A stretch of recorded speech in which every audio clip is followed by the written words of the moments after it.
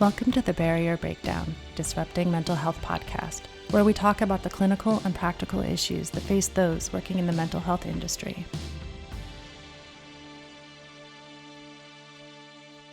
Hello, everyone, and thank you for joining us for this week's episode of the Barrier Breakdown. My name is Erin Molyneux-Bailey. I'm the Chief Operating Officer at Cognitive Behavior Institute, and my co-host, Dr. Kevin Caradad, who is the CEO and owner at Cognitive Behavior Institute. This week on our podcast, we are super excited to welcome Sister Kate of the Sisters of the Valley, otherwise known as the Weed Nuns, on a mission to heal the world with cannabis. Sister Kate founded a nonprofit cannabis collective and opened for business in 2010. This is where she served cannabidiol medicine to local terminal patients, and during that time, she developed a line of teas, tinctures, and salves for patients to experience its healing effects without needing to smoke the cannabis. After 4 years of running the collective, Sister Kate began working exclusively with hemp and saw the need to share the safe, non-addictive, and non-psychoactive formulation of the medicine with more people who needed it. In 2014, she closed the collective, and in January of 2015, the Sisters of the Valley opened for business. So Sister Kate, thank you so much for taking the time to join us here today. We're very excited to have you with us. Thank you, Erin and Kevin. I really appreciate you reaching out to us. This is wonderful. Can you tell our listeners a little bit about how you first began becoming interested in working with cannabis? I started a collective in the Central Valley of California in 2009, 2010. And because I didn't want to end up in jail, I had a lawyer and the doctors on my board of directors to make sure that I would be protected. It was early times here. This town had no cannabis delivery service.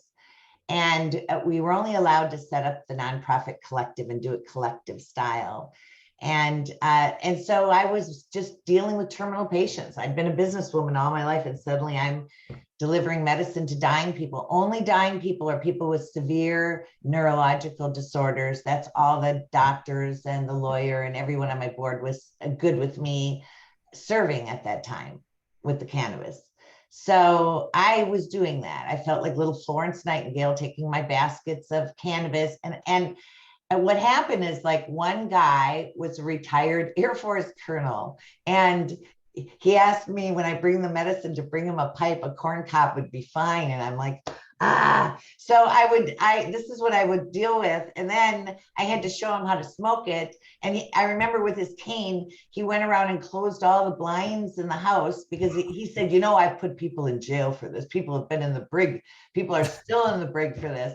And then he insisted on smoking it out of a corn cob pipe. Then I had people who were creating, their own tin can bongs in their beds. So this was all making me crazy. I wasn't worried about getting shut down for delivering cannabis, really. I was worried about one of my patients torching themselves in their bed because I was providing no other way to get the medicine but the weed.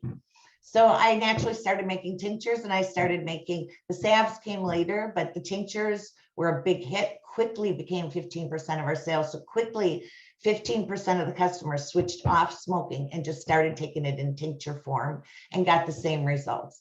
That was the beginning of my journey towards cannabis in a non-smokable form.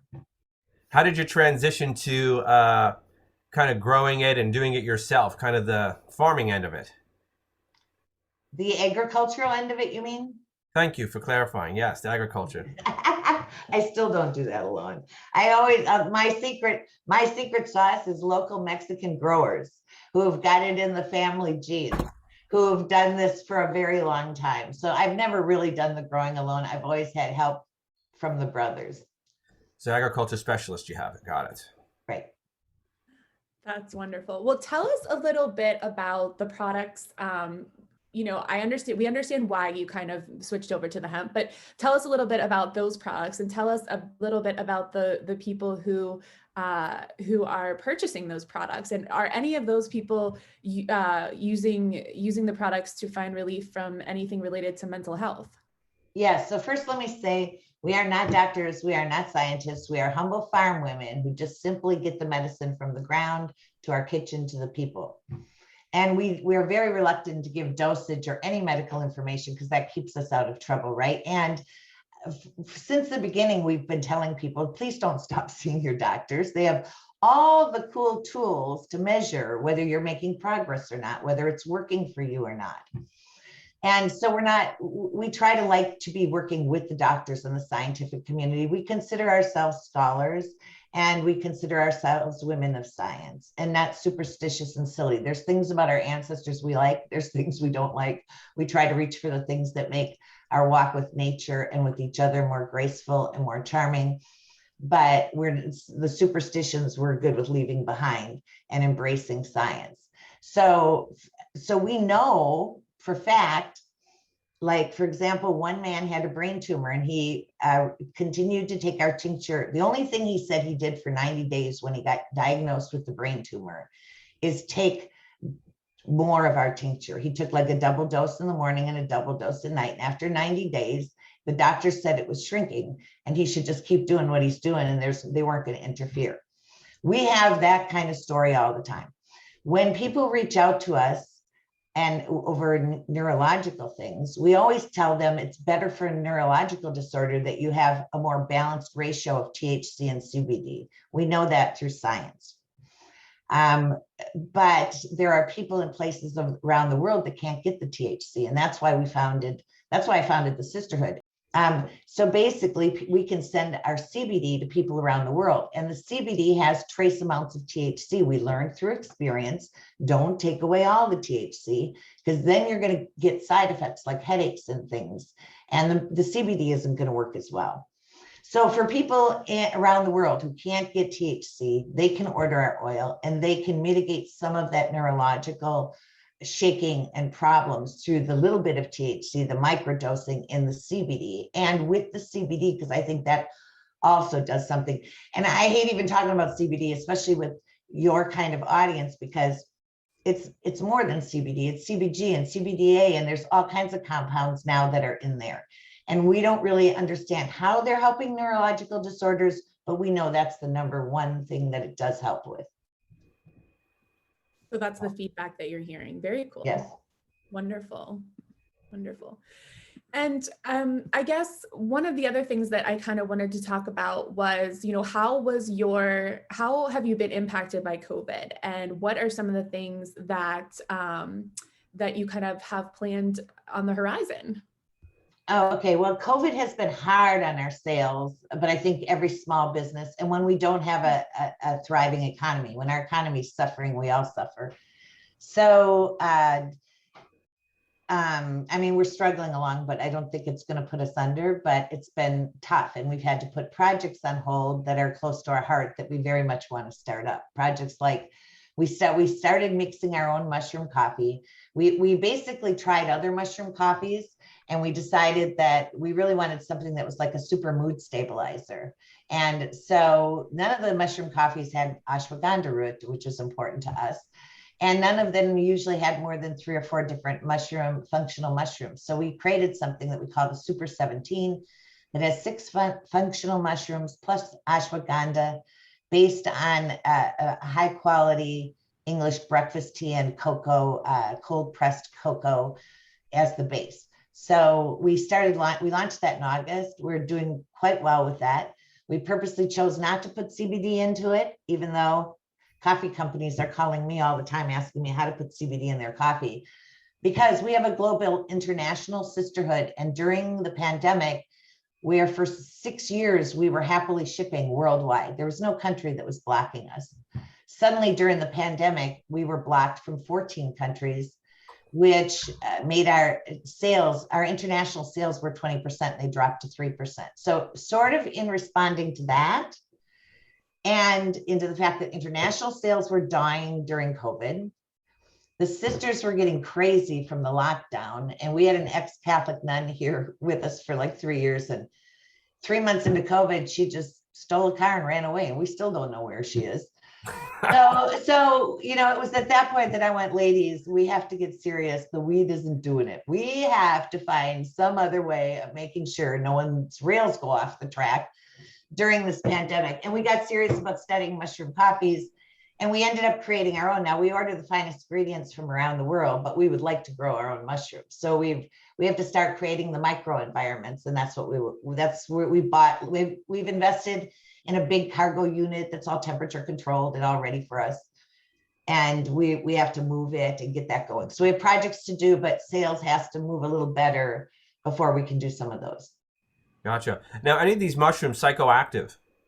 No, we're big fans of psilocybin, and we're right near San Francisco where they just decriminalized it. And on the West Coast where it isn't difficult to get. And we're fans of it, especially for dealing with anxiety and mood disorders and reprogramming your old patterns of thinking. But no, we're not doing that. We're just doing the regular tiger's tail and lion's mane and the non-psychoactive form of mushrooms. Can you tell me how the impact of all this media coverage that you've had lately, has there been an impact from it? And how so? Well, I think that Corinne, the young woman who wrote the story in Rolling Stone, did an amazing job for us because it attracted people like you. If she would have treated us silly, I wouldn't be here talking to you. So I thought she did an amazing job, but we were irritated that the editors made the headline "Healing the World One Joint at a Time." The media is both a blessing and a curse to us. Like a true scientific study finally happens, and they determine that using CBD might prevent getting the COVID infection. And before I know it, I see headlines that say that the weed nuns participated and created this study. We had nothing to do with this study. The media asked us for a comment. We gave a comment. So the editors are careless. They're careless with the healing the world one joint at a time, and sisters sanctioned their study. It wasn't our study. The poor scientists must be cringing. It's not our study, but we're so happy that the science is embracing it seriously and studying it. And the media is a blessing and a curse, because I always say dealing with the media takes more faith than the whole Catholic Church, because we never know if the story's ever going to see the light of day, or if that documentary trip's ever going to see the light of day, or if the story's going to be good, or if the story's going to be bad. I once had a Norwegian newspaper send somebody, and it was a very odd visit because she just wanted a picture of me in the sunlight. And they put my wrinkled face on the front of their page of their newspaper, a magazine, saying that this is what happens when you smoke weed, you get wrinkled and old before your time. So it's always a crapshoot. Never know what you're going to get. Sounds like these editors need to go to confession. Maybe. Oh my gosh. Right. Well, we look forward to hearing more about the coffee. And that's quite interesting. Yeah, I was on the mushroom coffee. A normal cup of coffee has about 90 milligrams of caffeine. A decaf cup has about 10 milligrams of caffeine. Ours has 30 milligrams. So our next thing we'll be developing like a nighttime, no caffeine cocoa mushroom drink, probably. And also we have to create some special oil drops for pets, because yes, ours has blood orange flavoring in it, and that's not friendly for pets. So we have to do something a little different. So that's probably what we're going to be working on this year, as well as getting our mushroom operations going. We look forward to hear more about that. I know a couple of dogs that would utilize that. And if Erin wanted to buy some coffee, where would she find it? Online? Oh, sistersofthevalley.org. Yes. If you don't have a frother wand, we have a kit that we sell, like a starter kit, where you get your frother wand with it. Oh, Outstanding. I highly recommend oat milk. Okay, with the frother. With the mushroom coffee. It just works real well. Oh, sounds very natural. I like that. Sounds like a good combo. Very cool. And I guess, is there I know we talked about misconceptions, I'll say, when it comes to the media and things of that nature, but are there any misconceptions that you would kind of like to, clear out, I'll say, clear, that people may think when they're looking for these kind of products related to mental health? Well, you won't fail a drug test from taking any of our products. I mean, we do everything by the cycle of the moon. for a reason. We make our medicine from new moon to full moon, and then in the next 2 weeks, we're sending it off to the lab to be tested before it ever moves out of the kitchen into shipping. We're guaranteeing that through our test labs that the amount of THC that's in there and that it's far like a tenth of the minimum needed to register on a drug test. So you can't get high from it. And I think that's most people's number one worry. To the medical community, I'd say they're all coming along. I mean, they're the doctors, the law enforcement, at least in California, now treat, even when we have people freak out, they're more likely to say it's a mental illness than they are to say, oh, you lose your druggie. So there we are going through some changing times where I can feel like, science is starting to really pay attention. Law enforcement is starting to understand the difference between mental issues and just overt, carelessness. So I think we're living through some interesting times, and I think people should be really open to thinking about plant-based medicine, especially if they're dealing with any addictions or they're having to use pharmaceuticals. Very good. And how many total sisters do you have currently? Well, when we're going into the pandemic, we had 22 sisters and 8 brothers worldwide, but the pandemic really shook our tree. So now we're down to like 18 sisters and 4 brothers. And that was because a lot of people just had to uproot and go off and take care of family members mainly. Gotcha. Who couldn't be out, people with immunocompromised systems. And some people retired. One Catholic nun just freaked out and ran away. We had some revolt at a second enclave and run away. People are insane. Mushroom coffee and mood stabilizers are really important in these troubling times.